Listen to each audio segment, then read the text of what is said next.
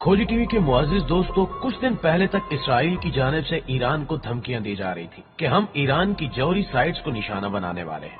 और इसराइली हुकूमत अमेरिका से भी बार बार एक ही मुतालबा कर रही थी कि ईरान के साथ जौहरी मुज़ाकरात फिलफौर खत्म किए जाएं ताकि हम तेहरान को सबक सिखा सकें।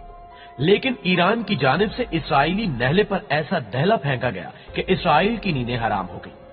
खबर यह है कि ईरान ने नया ड्रोन मुतारिफ करा दिया है और ये ड्रोन इतना जदीद और तेज है कि खुद इसराइली अखबार इस ड्रोन को गेम चेंजर करार दे रहे हैं। अब इसे गेम चेंजर करार देने की वजह यही है कि कुछ रोज पहले तक इसराइल की जानिब से ईरान को धमकियां दी जा रही थी, क्योंकि इसराइल टेक्नोलॉजी के मैदान में ईरान से बहुत आगे है।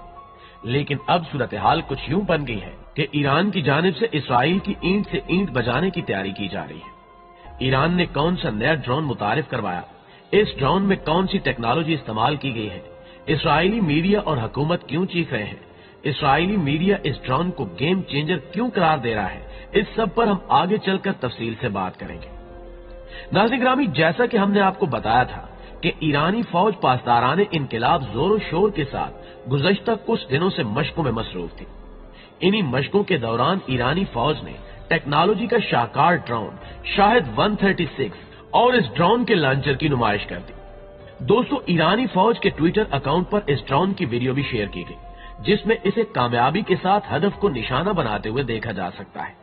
इस वीडियो में ड्रोन की जानिब से हदफ को निशाना बनाने की एक्यूरेसी देखकर इसराइली हुकूमत और नफ्ताली बेनेट के हवारियों पर कपकपी तारी हो गई है। इसराइली हुक्काम इस कदर खौफजदा हुए कि इन्होंने हंगामी मीटिंग बुला ली, जिसमें मुसाद चीफ को सख्त झाड़ पिलाई गई कि ईरान जब इस ड्रोन की तैयारी पर काम कर रहा था तो कैसे इसकी तैयारी हमसे खुफिया रही और ईरानी फौज की जानिब से नुमाइश कराने के बाद ही हमें इससे मुतालिक पता चला। दोस्तों, इसराइल के पेट में मरोड़ ऐसे ही नहीं उठ रहे। इसकी वजह यह है कि ईरान का ये ड्रोन इसराइली दिफाई निजाम आयरन डोम को भी चकमा देने की सलाहियत रखता है। लेकिन आगे बढ़ने से पहले हम थोड़ी सी बात करते हैं कि इसराइल का डिफेंस सिस्टम आयरन डोम क्या है और ये कैसे काम करता है। तो मुअज़्ज़िज़ दोस्तों, आयरन डोम उन मुतअद्दिद मिसाइल शिकन निजामों में से एक है जो इसराइल में अरबों डॉलर लगाकर नस्ब किए गए हैं।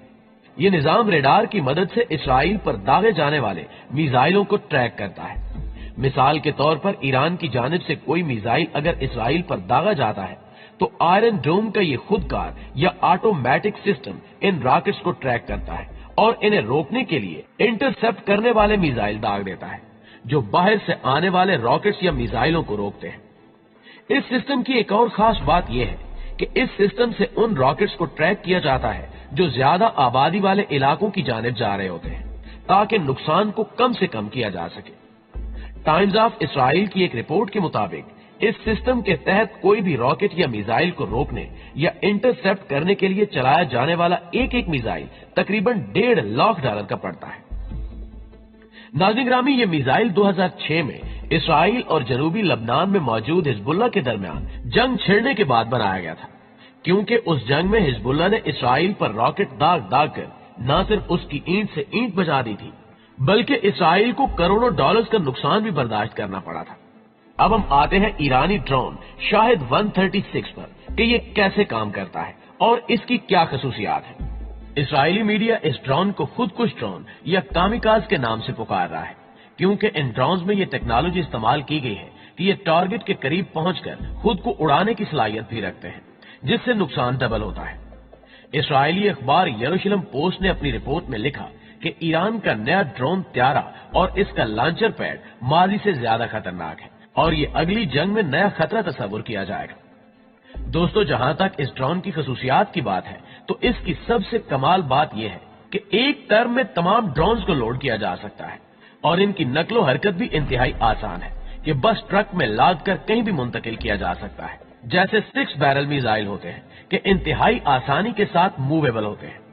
ये मिसाइल अपने टारगेट पर शहद की मक्खियों की तरह हमला करते हैं और जैसे शहद की मक्खी के हमले के बाद मुखालिफ बस अपने जख्म खुजाता रह जाता है और बेबसी से मक्खी को देखता चला जाता है, वैसे ही ये ड्रोन भी शहद की मक्खी की तरह मुखालफीन पर यलगार करते हैं और इस पर कारी वार करने के बाद ऐसे गायब हो जाते हैं कि ये जा वो जा।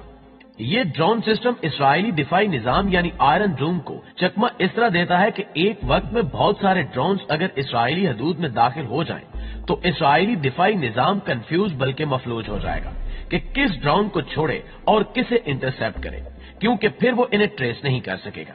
اسرائیلی میڈیا نے اس ڈرون کو بنانے اور ایران کی پشت پناہی کے پیچھے چین کا ہاتھ بھی تلاش کر لیا ہے۔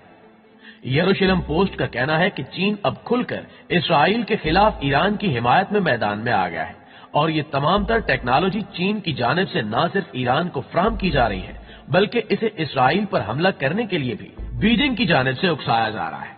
پیارے دوستو، ایران کی جانب سے اس ڈرون کے بنتے ہی خطے میں طاقت کا توازن تبدیل ہو گیا ہے، کیونکہ پہلے تو اسرائیل کی جانب سے بڑھ کے ماری جا رہی تھی، لیکن اب الٹا ایرانی حکام اسرائیل کو خبردار کر رہے ہیں کہ اگر ریڈ لائن کراس کرنے کی غلطی کی تو وہ حشر کیا جائے گا کہ دنیا یاد رکھے گی۔ ایرانی فوج کے سینئر کمانڈر برگیڈیئر جنرل محمد طہرانی مقدم نے تل ابیب کو وارننگ دیتے ہوئے کہا ہے کہ اسرائیل اپنے جارحانہ عزائم سے باز رہے، ورنہ صرف 1 منٹ کے اندر اندر اسرائیل کو صفحہ ہستی سے مٹا دیا جائے گا۔ ایرانی جنرل نے جو 1 منٹ کے اندر اندر اسرائیل کو مٹانے کی بات کی ہے وہ محض کوئی بڑک یا خالی دھمکی نہیں ہے۔ اب یہاں سوال یہ اٹھتا ہے کہ ایران سے اسرائیل کا فاصلہ تو کم از کم 10 سے 11 منٹ کا ہے، چاہے ترکی کے راستے اسرائیل پر حملہ کیا جائے یا شام والا راستہ اختیار کیا جائے، لیکن ایرانی جنرل نے صرف 1 منٹ کی بات کیوں کی؟ تو اس کا سیدھا جواب یہ ہے کہ اگر اسرائیل ایران پر حملہ کرتا ہے تو بلا شبہ اسے 10 سے 12 منٹ درکار ہوں گے، لیکن ایران اپنے پراکسیز کے ذریعے 1 منٹ کے اندر اندر اسرائیل کی اینٹ سے اینٹ بجانے کی صلاحیت رکھتا ہے۔ جنوبی لبنان میں ایران کی حمایت یافتہ تنظیم حزب اللہ بیٹھی ہے، جو پہلے بھی 2006 کی جنگ کے دوران صہیونی فوج کے دانت کھٹے کر چکی ہے، اور حسن نصر اللہ 2 ٹوک الفاظ میں یہ بیان دے چکے ہیں کہ اب ہم مزید اپ ڈیٹ ہو گئے ہیں۔ اس کے علاوہ فلسطین میں حماس بالکل تیار بیٹھی ہے، وہیں شام میں ایرانی شہید جنرل قاسم سلیمانی کی تیار کردہ فاطمیون بریگیڈ پوری طرح نہ صرف مسلح ہے بلکہ تیار ہے کہ اگر جنگ چھڑی تو وہ اپنے جنگجوؤں کے ذریعے اسرائیل کی اینٹ سے اینٹ بجا دیں گے۔ تینوں تنظیموں نے بس ایک ہی ہدف رکھا ہوا ہے کہ اسرائیلی ایٹمی تنصیبات کو تہس نہس کرنا ہے۔ ساتھ ہی جنرل طہرانی مقدم نے واضح کیا کہ اسرائیل کی جانب سے دی جانے والی دھمکیاں بس چھوٹا منہ اور بڑی بات والی کہانی ہے۔ اسرائیل، امریکہ اور اس کے ہواری کبھی بھی ایران پر حملے کی غلطی نہیں کریں گے، کیونکہ وہ جانتے ہیں کہ انہیں اس کی کتنی بڑی قیمت چکانی پڑ سکتی ہے۔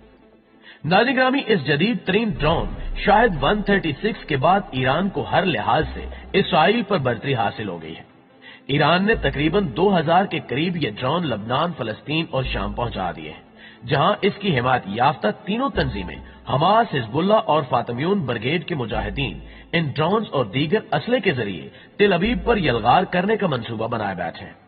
وہیں ایشیا میں چین اور اس کے پڑوس میں روس کی جانب سے تہران کو مکمل آشیرواد حاصل ہے کہ اگر اسرائیل نے حملے کی غلطی کی اور جواب میں امریکہ بھی اس جنگ میں کودا یا اس نے ٹانگ اڑانے کی کوشش کی تو پھر اس سے نمٹنا ہم دونوں ممالک کا کام ہوگا۔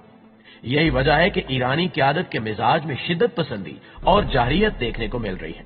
کیونکہ وہ جانتے ہیں کہ اسرائیل کی جانب سے حملہ کرنے کی غلطی نہیں کی جائے گی، کیونکہ اس سے تیسری عالمی جنگ چھڑ سکتی ہے۔ اور یہ بات ہر کوئی جانتا ہے کہ اب دنیا میں جو بھی جنگ ہوگی وہ کسی بھی صورت روایتی جنگ نہیں ہوگی، بلکہ مہلک ترین ایٹمی ہتھیاروں والی جنگ ہوگی، جس کی یہ دنیا متحمل نہیں ہو سکتی۔